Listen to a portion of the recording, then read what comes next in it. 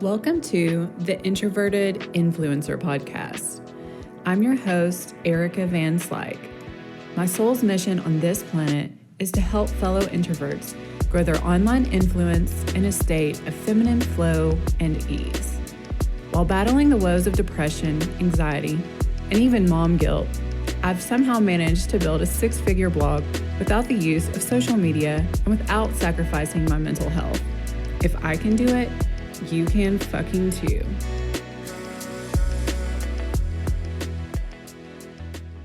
Hey, you beautiful soul, you. Thank you so freaking much for tuning in this week.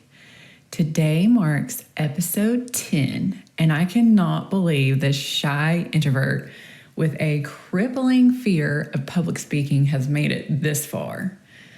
This podcast is still out of my comfort zone, but when I hear the encouraging feedback I do, like on last week's episode on dealing with failures and flops in business, that's episode 9, it makes all of the discomfort so fucking worth it. So thank you so much for taking the time out of your busy life to connect with me and let me know how you're liking the show. And if you missed last week's episode, you should definitely go back and check it out because I have had some really great responses from that one.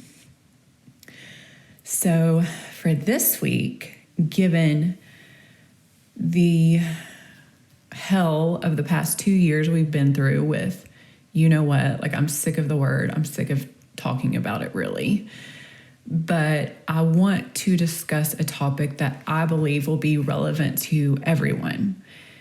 Even if you aren't necessarily an introvert, most of us have been through some really isolating times within the past few years. So even though I've titled this episode, Why Introversion Can Be a Superpower, at the end of the day, it's not about, saying extroverts are wrong, introverts are right. It's really just all about learning how to transmute lonely ass times and finding the power in being by yourself, whether it's self-induced or not.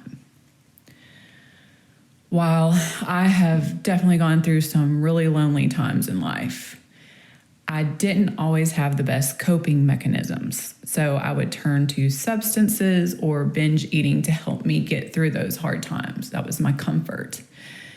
But when I became pregnant with my second child, I had a 1-year-old, and I had just moved out to the suburbs and moved away from most of my friends at the time. That's when we bought our fixer-upper that my blog's about.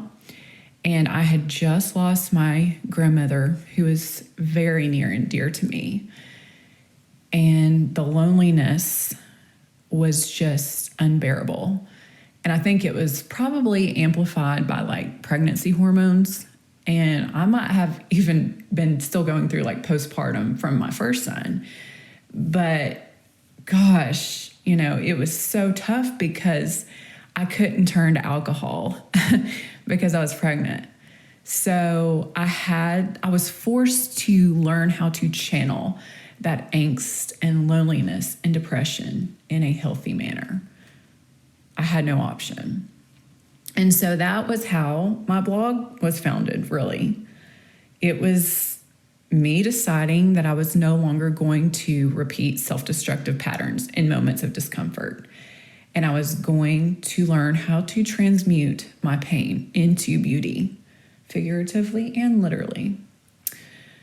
So from this place of loneliness and depression, I poured myself into this creative outlet. And my blog grew, I would say, relatively fast because I had no distractions. I couldn't numb out with booze. I really didn't want to numb out with food either because I had gained so much weight with my first pregnancy.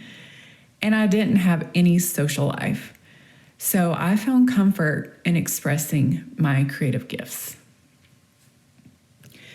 fast forward 6 years, and I've realized that I do need some companionship from other women and other mothers. I know my husband cannot be my everything.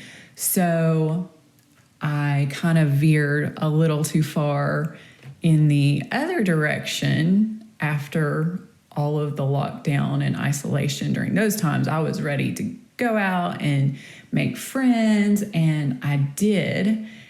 And it's been great for me in so many ways, but it got to the point where I was kind of prioritizing my social life over my blog a little too much. And I was starting to feel like I'd lost my creative edge a bit.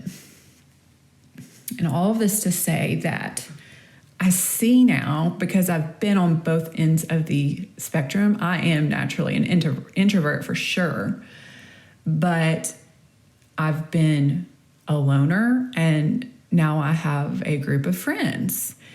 And so I can see now where being an introvert can be a superpower, or even times of loneliness, there can be beauty. If you are a creative, or if you want to accomplish big goals in your life,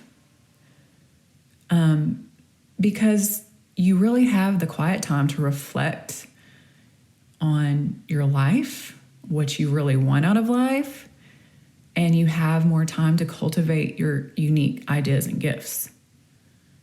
And another thing I've noticed about being an introvert, but being surrounded by mostly extroverts, is that introverts, we tend not to get too wrapped up in the people pleasing and, climbing the social ladder as much, because we don't have many people to impress or to even fear judgment from, because we kind of just do our own thing.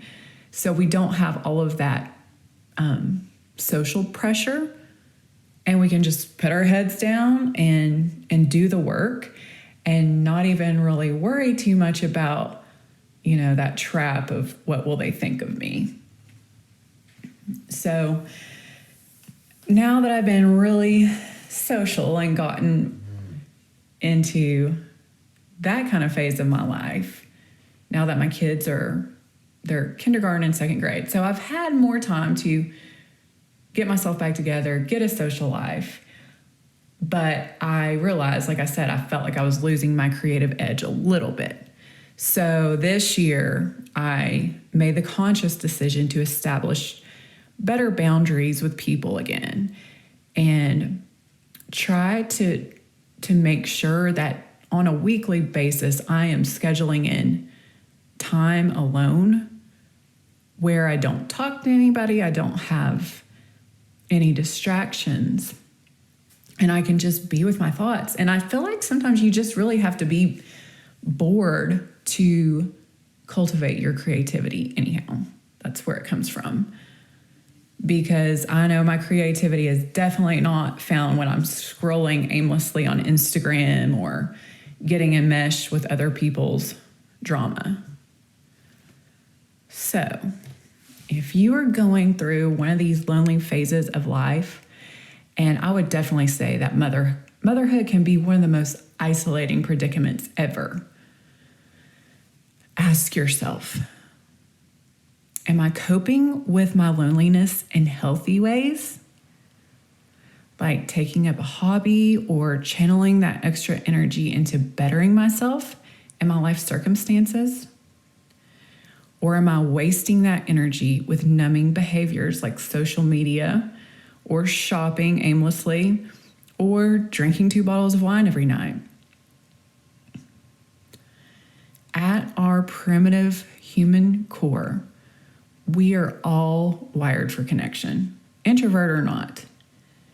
But if we cannot find that connection through another human being for circumstances beyond our control, or just because we're introverts, we can find some form of connection through creative expression, spiritual connection, or even nature. Everything you need is within you, sis. And this lonely time will pass, I promise. If you want it to. I mean, you can just be a loner too. But at the end of the day, I don't think that is entirely healthy. But make the most of these isolating times by working on you, boo. Because no one else can do it for you. You got to do the work yourself. Thank you so much for tuning in this week. I make no money from this podcast, so the best way to pay me back, so to speak, is by leaving me a 5-star review, sharing the show with a friend, or screenshotting this episode on your phone and uploading it to your Insta stories and tagging me at Designing Vibes. Sending you my love.